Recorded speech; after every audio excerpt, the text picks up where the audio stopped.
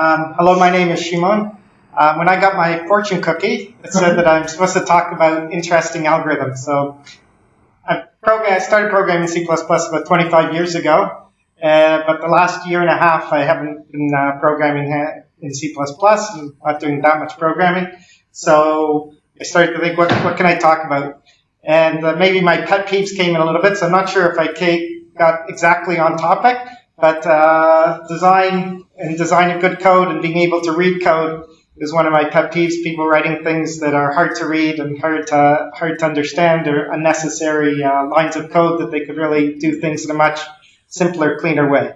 So I came across this talk from Sean Parent, which he's given a number of times under different names, C++ Seasoning, Better Code, and he talks about what he calls not to write raw loops. That if you have a function, that if there's some loop within the function, that the function does something bigger, then that should be pulled out, and it should be really a separate function. And you should really, you can often find an algorithm that can do what you want it to do, or you can write a small algorithm that you can then add to a library of algorithms and then reuse it. So he says a raw loop is anything that's inside a function that the function serves a bigger purpose. So he gives two examples. So you have a list, and you have a selected section that you need to move to another point. Something like this. Okay?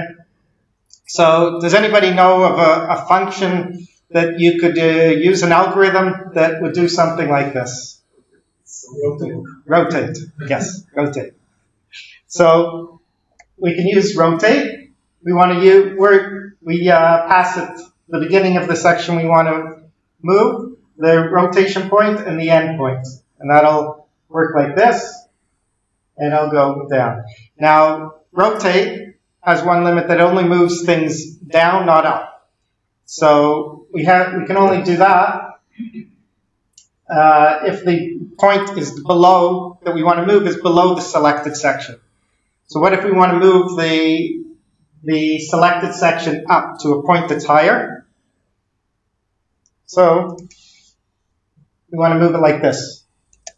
What we can do is actually do a rotate, but just the opposite, where we take the top section that's not selected, and we rotate that down to the lower. So now we have a rotate. We can actually use rotate to move it up.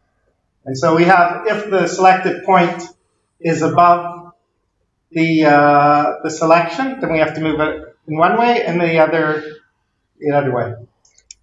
So one case we didn't cover is, what if you want to move the selected section within the selected section? So that actually we don't have to do anything at all. Right? So now we've covered all three possible cases. You just move it like that. You don't have to do anything. Now, what if we want to return the beginning and the end of the final position of the selected section?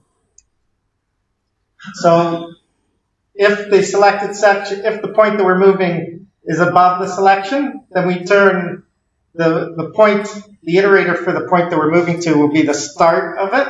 And when the result of rotate will show us the end of the rotated section. That's something that was added in C++ 11.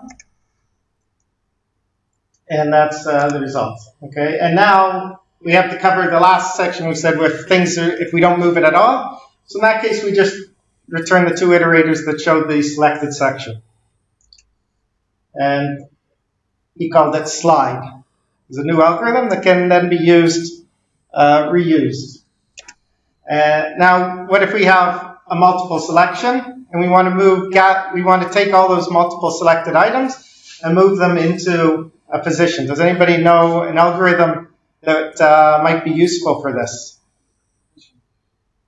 Partition, yes, or stable partition. If we want to keep partition, doesn't guarantee you to keep the order. It'll mix things up, it'll partition it, but it will not keep the order. So, but what we want to move it like this. Right? So, but we have to to use stable partition, we have to divide the list into two sections. One, from the point that we want to move things down, and now we want to gather all the selected ones to the top of that section.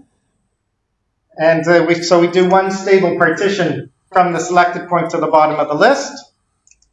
And then we'll move everything up to the top of that section. Now, for the part above the selected point, we do a similar thing, but we want to bring all the things that are not part of our selection, that the predicate, to the top. We want to move those to the top, and so the selected ones come to the bottom. And now we can have an algorithm that gathers together everything to the selected point. And we can return the result of the first stable partition will be the beginning of the selected section, and the result of the second stable partition into the second half will be the end of our selected section. Okay. Like that. Now we have a new algorithm called gather.